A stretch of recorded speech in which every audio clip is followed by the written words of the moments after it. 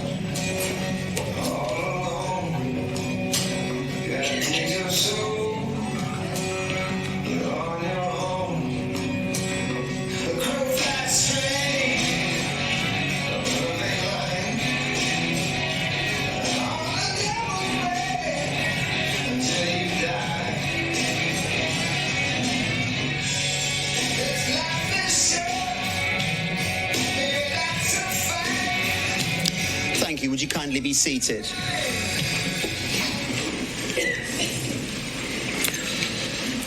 Well, good afternoon. On behalf of Digger's family, I offer you a warm welcome and thank you for all coming together today. My name is Graham Ellis, and it's my honour to be with you here today, as it was also to have escorted Digger here on the Harley. And we're all here to celebrate the life of a very special man, John Sparrow, or Digger, as you all knew him. I'd also like to welcome those of you joining us via our webcast today. Digger probably never knew how many lives he'd touched along the way, but your presence here today clearly shows how many of you thought so highly of him. I know that today is a sad day, but I hope that by the end of our short time together, you'll feel glad to have been a part of it, because you would have felt that it's been a special time for each of you in your own way to say goodbye to a man who touched all of your lives. And whatever cares the world has for you outside of this room, leave them there for now. And let's take this time to remember and to celebrate Digger's life, and of course to grieve his loss. And your grief is valid, so feel free to remain silent, cry or laugh as you need to. When someone we love dies, nothing can prevent the sorrow and the sadness that we feel. Grief, unfortunately, is an inevitable part of life. But it's also proof of love. Grief reminds us that life is precious. Loss hurts because it reflects that we matter to one another. Digger is no longer with us, and it's natural that we should be sad because, in a practical sense, he's no longer a part of our daily lives. But the joy and the reassurance and the gratitude of having had him in your lives will never ever be lost. So today is not just about saying a sad goodbye. It's a day to give thanks for his life so that he will continue to live on in your thoughts and in your hearts forever. Well, the family have chosen a lovely poem to start our service with, and it's called His Journey Goes On, and I'm honoured to be reading it on their behalf.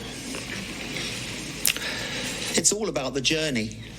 It's the part that counts. Even when he gets there, he may just turn around. He rides like an eagle, flying all along the stars. It's all about the journey, safe now from any harm. Too soon he left to travel beyond where we can see, but it's all about the journey, forever riding free.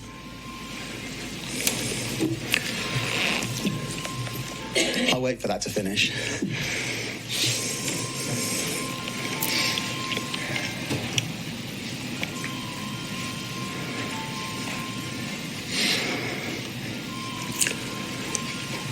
Did anyone turn it off? Have we got it?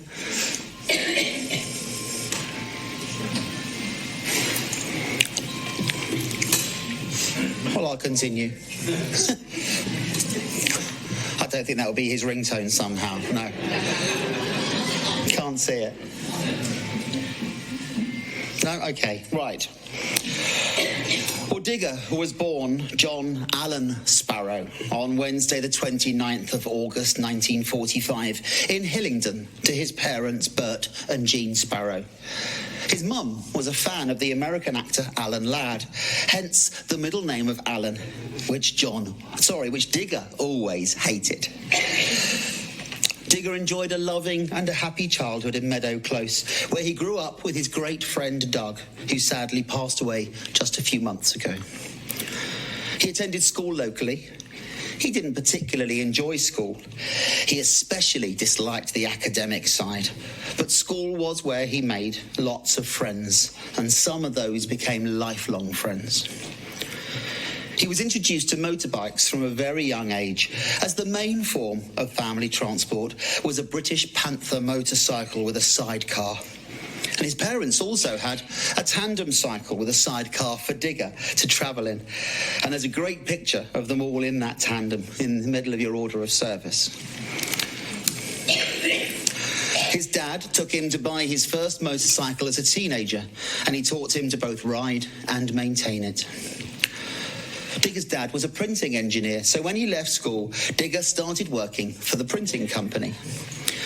He didn't particularly enjoy it, especially as he hated being indoors. However, he was involved in printing the album covers for one of Bob Dylan's albums, and he was able to keep some of the proofs. He also got to keep a lot of the album covers that he had misprinted due to the fact that he took a long break one day and he missed the announcement about a change of colour, and he printed 100 or so album covers that couldn't be used. It was around this time that Digger got involved in the world of weightlifting, and as a result worked in the evenings as door security. And he was working on the door at one particular pub when he met a young barmaid called Suzanne Daly. And I'm sure at the time, neither of them realised that they had both just met the love of their lives. Being an only child, Digger was quite shocked when he was introduced to Suzanne's 6 siblings. But he grew such a close bond with her brothers, especially Mick and Tony, and who he very much thought of as his own brothers. Digger and Suzanne were married on the 2nd of January 1971, and they started married life living in a maisonette in Northolt. And it was whilst here that they were blessed on the 14th of October 1972 with the arrival of their first daughter, Zoe. They then moved to a house in Kings Hill Avenue, still in Northolt, and it was whilst here they were blessed on the 16th of May 1975 with the arrival of their second daughter, Kerry, who completed the family.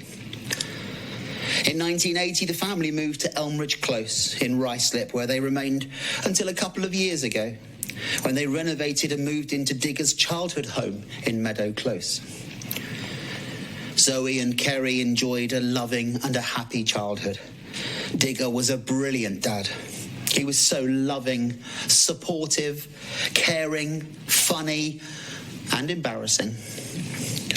He was a great provider who always made sure the girls felt safe. And they have such fond memories of early family camping holidays along with Doug's family.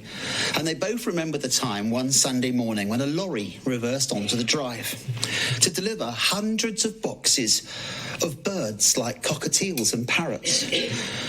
The previous evening, Dad had been in the pub, enjoying a few pints.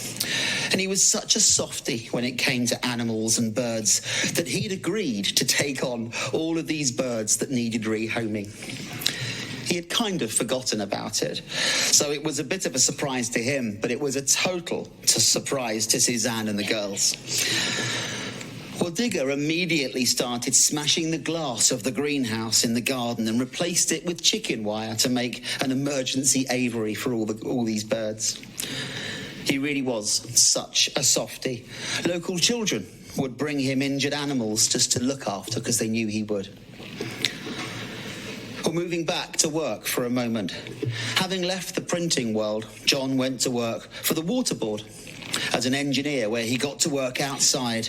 And this, of course, was where he got the nickname Digger. To support his young family, he would also work evenings as a bouncer and would work weekends roofing with his brother-in-laws Mick and Steve. Digger remained at the Waterboard until he retired in his mid-60s, and he loved his time there. He was a notorious live wire, especially if he was manning the stop and go signs. Woe betide anyone who ignored the stop sign, which usually resulted in Digger sprinting after them. As well as a dad, Digger was also granddad, or Grandad Big Bear, to Eleanor and Matilda. As you would expect, Digger was an amazing granddad. So loving, supportive, and he was so proud. He was a very hands-on granddad who was incredibly close to his granddaughters. And he also really loved his cousins, nieces and nephews. Digger and Suzanne really were soulmates who just loved spending time together. Be it simply holding hands, watching television together at home, or the incredible adventures they enjoyed together on trips to places like Canada, America and Sri Lanka, where they got to wash elephants together in the canal. What an incredible experience and a wonderful memory. They also relished spending time together gardening, and between them they created such a beautiful garden. And of course, all the wonderful dog walks they enjoyed together over the years. So what made Digger happy? Well, clearly, Suzanne and his family are very much at the top of that list. As you all know, he was a passionate biker and had been fortunate to have enjoyed motorbikes for most of his adult life. He started with Triumphs and other bikes, and as a younger man, relished riding down the coast with his biker friends, sleeping on boats and getting up to goodness knows what.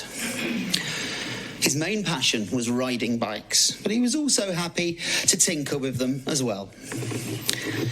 He really was very passionate about Harley Davidsons, and it really was my honour to have escorted him here on mine. He also loved attending motorbike rallies, not only with his biker friends, but also with the family too. They would camp for the weekend, and Digger had such eclectic musical tastes that he would sometimes go missing, only to be found thoroughly enjoying the music in a rave tent. Kerry told me of the time that her dad had a bit of a Del Boy moment when he got a little blinded by the lasers in the rave tent and went to lean on a pole that simply wasn't there. He was a member of a few bike clubs and was president of the West Middlesex Roadsters for several years. He really did enjoy music. In his younger years, it was all rock and roll. Then in his late teens, he discovered bands like The Who. And he was also happy to listen to country music, and of course, a little rave music too. Digger had always been very creative. The girls remember drawing with their dad when they were little, and more recently, Grandad Big Bear had been drawing with his grandchildren too. Often drawing funny little characters for them. And he would always draw a stamp on a birthday envelope for friends and family, something that Kerry now does. Whilst Digger had not been particularly academic at school, in his later years he became a prolific reader, enjoying biker books and then books on true crime. He also thoroughly enjoyed people stories like biographies and autobiographies, especially about comedians. And he was a real dog lover. He'd always had dogs in his life, and of special note was Bluey, the German shepherd, who was the runt of the litter, who Digger had brought home as a puppy in his coat pocket. And of course the family had instantly fallen in love. And then of course there is their current dog, Ratty, who Digger inherited from Zoe when they were very much bosom buddies. Friends was so important to Digger. He really was a collector of friends, many of which became friends for life. He made friends at work, in the biker world, at the gym, even on holidays. People just gravitated to him. And as well as the love he had for his immediate family, he also felt incredibly close to the girls' partners, Sam and Mark. Well, I spent some time recently with Digger's family, and I asked them how they thought he would like to have been remembered. And they said as a dedicated and loving husband to Suzanne, and also as a dedicated and loving dad and granddad, and also such a loyal friend. I also asked them what they would miss most about him. Kerry said that she would miss her dad's bear hugs. He really did give the best hugs. She also said that she would miss their shared silly sense of humour and the times that her dad would introduce her to somebody particularly boring in the pub. And then he'd walk away and then make faces at her from the other side of the room, knowing full well that he'd completely stitched her up. Zoe said that she would miss the sound of his laugh. He had such a great sense of humour. She remembers a time when a wasp stung him on the forehead while he was at the pub having a few beers. I think there's a theme here. The alcohol reacted with the sting and his forehead became so swollen that he looked like Frankenstein's monster. No one mentioned it at the pub. When he got home, Mum and Dad were roaring with laughter about it. Suzanne said that she would miss everything about him. In particular, his emotional and physical strength. She remembered when they were at a medieval banquet at Bunratty Castle in Ireland, and someone happened to mention that no one had been able to lift the great banqueting table. Until John, that is. The only problem was that he lifted it with all the glasses and the crockery still on it. Well, the family would like to take this opportunity to thank all of you, their friends and family, for all your love and support at this difficult time. Digger was only 77 when he sadly passed away, and he will be so missed by you, his family and his friends. And the best way to cherish his memory is to always remember everything that was good in his life. He'd met the love of his life in Suzanne, and they'd enjoyed 52 happily married years together. He loved his family and was very much loved back in return. He had enjoyed a healthy, active, and a varied life. He enjoyed and so valued his wonderful friendships. He had enjoyed a happy and a contented life, and he was so quick to laugh and smile. And he passed away unexpectedly, but with little suffering, and he was surrounded by the love of his family. And he's now at peace, reunited with those he lost along the way, especially his mum and dad, his brother-in-law Tony, and his good friend Doug.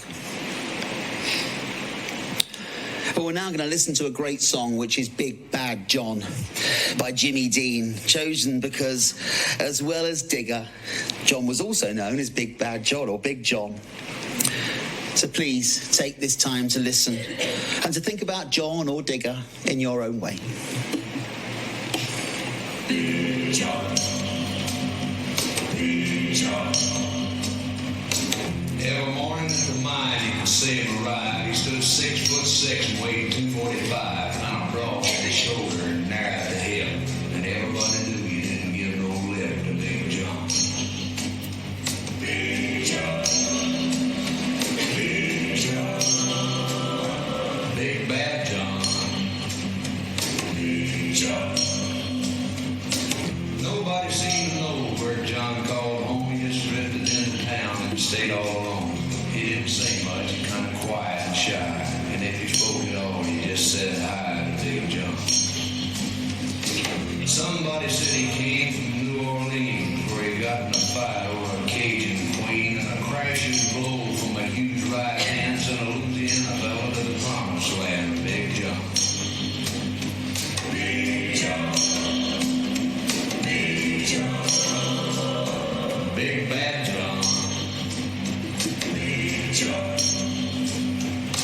Then came the day at the bottom of the mine when the timber cracked and men started crying. Miners were praying and hearts beat fast, and everybody thought that they'd breathe their last, except John. Through the dust and the smoke of this man-made hell walked a giant of a man that the miners knew well, grabbed a sagging timber, gave out with a groan, and like a giant oak tree just stood there alone, Big John. Big John, Big John, Big Bad John, Big John. And with all his strength he gave a mighty shove. Then a miner yelled out, "There's a light up above," and 20 men scrambled from a would-be grave. And now there's only one left down there to save Big John. With Jackson Timbers they started back down. Then came that rumble way down in the ground, and the smoke and gas belched out of that mine. Everybody knew it was the end of the line for Big John. Big John, Big John, Big Bad John, Big John. Now they never reopened that worthless pit. They just placed a marble stand in front of it. These few words are written on that stand. At the bottom of this mine lies a big, big man. Big John. Big John. Big John. Big Bad John. Big John. Big John.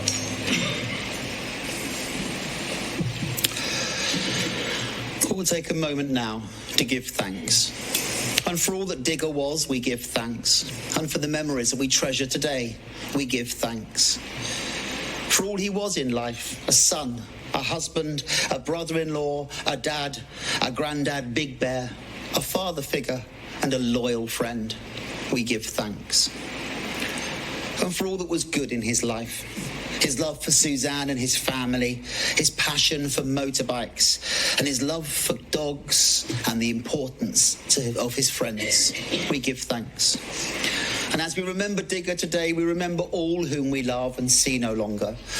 But most of all, we give thanks that he was a part of our lives and a part of us. Would you kindly please be upstanding?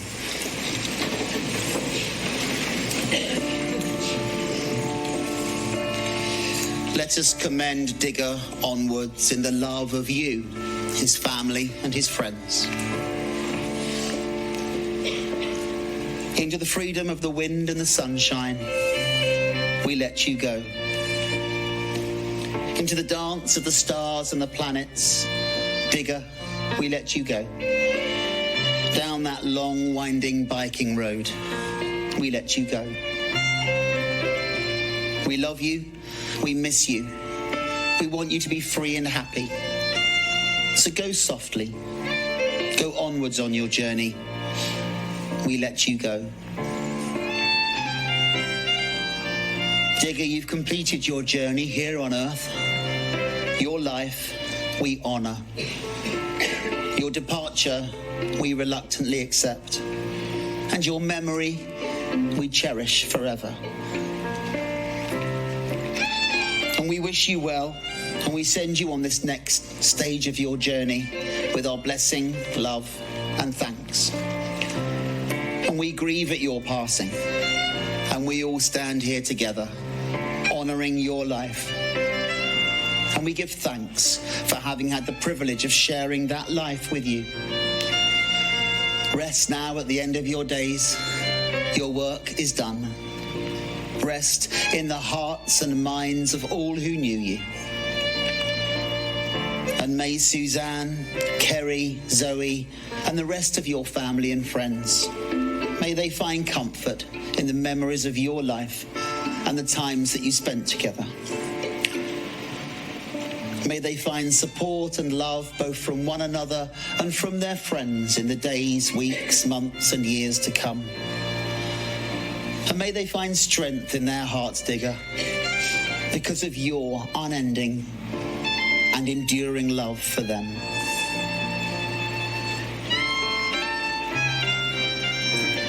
Rest in peace, Digger.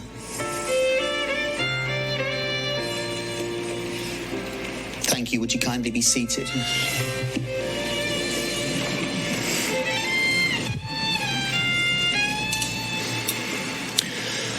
Well, that brings us towards the end of our service. And as I said at the start, I hope you feel glad to have been a part of it. And on behalf of the family, I'd like to thank you once again for all coming together today, and also to extend an invitation to join them at the Breakspear Arms for some refreshments and for the chance for you to share your own stories and memories of Digger. And if you'd like to make a charitable donation in his name, then the family have chosen to support the Pumpkin Animal Hospital in Rickmansworth, and there are details of how to donate on the back of your order of service. On a personal note, it's been an honour for me to have been chosen to deliver today's service. It was also an honour to have escorted Digger here on a Harley-Davidson, a bike he loved, and it's been a privilege to have got to have known him and his family just in a small way. When you leave here today, leave with peace in your hearts and the contentment that you came to honour and to say farewell to such a special and very much loved gentleman. Well, as you entered the chapel today, we heard This Life by Curtis Stigers, which Digger chose for today, as it's the theme tune to Sons of Anarchy, a programme he really enjoyed. And this final piece of music is a great upbeat song from one of Digger's favourites, and it's Gertrude from Chaz and Dave. So please have a listen and take a moment of reflection before you leave. Thank you.